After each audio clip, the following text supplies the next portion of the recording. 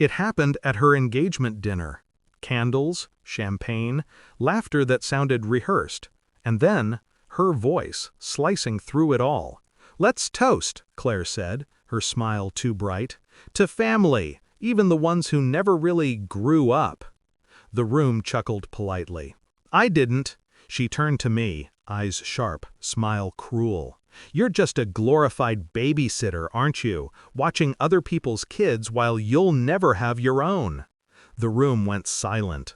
I saw Mom's forced smile, Dad's fork freeze midair, the pity from her friends, the smug flicker in Claire's fiancé's eyes. I swallowed the heat in my throat. I just stared at her, calm, cold. Then he stood, Ryan, her fiancé. He looked at her for a long moment, then said quietly, "Then let's talk about 5 years ago." The air changed. And that's when I knew. The secret I buried hadn't died. It had been waiting. Claire wasn't always this cruel. Growing up, she was my protector, my beautiful, fearless sister. When our parents fought, she'd sneak into my room, whisper stories, promise we'd always be on the same team. But something shifted when she met Ryan. He was all charm, the kind that made you feel seen, even when you shouldn't be. And I shouldn't have been. It started with late-night talks in the kitchen. He'd say he was waiting for Claire, but his eyes never left mine. I told myself it was harmless. It wasn't. The night before their 3rd anniversary, Claire didn't come home. She was with her friends, drunk, posting stories from a beach.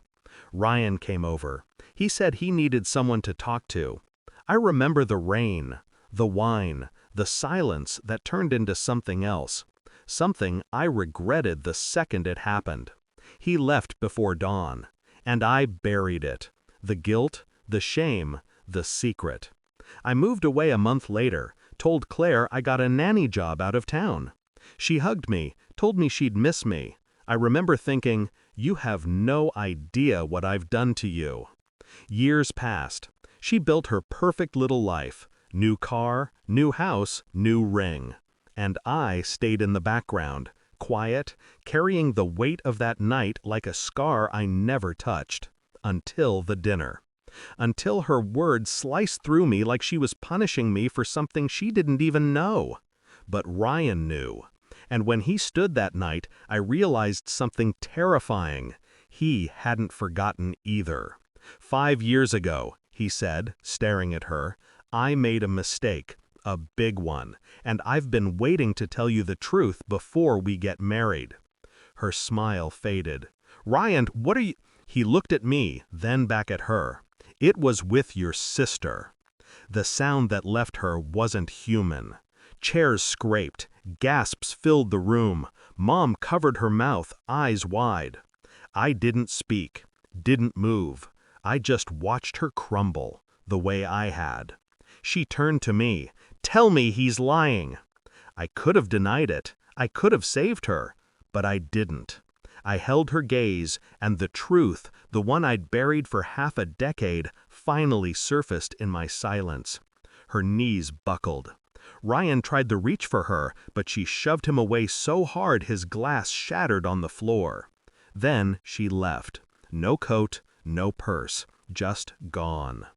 That night I went home and sat in the dark. Every second of it replayed in my mind, the cruelty, the confession, the ruin. But guilt wasn't what I felt. It was release. For years I carried her secret version of me, the lesser sister, the shadow, the caretaker with nothing of her own. She wanted to humiliate me in front of everyone. Instead, she exposed herself, or rather, we both did.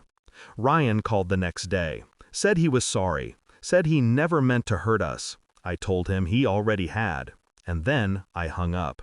Months later, I got a letter from Claire. No apology, just one line.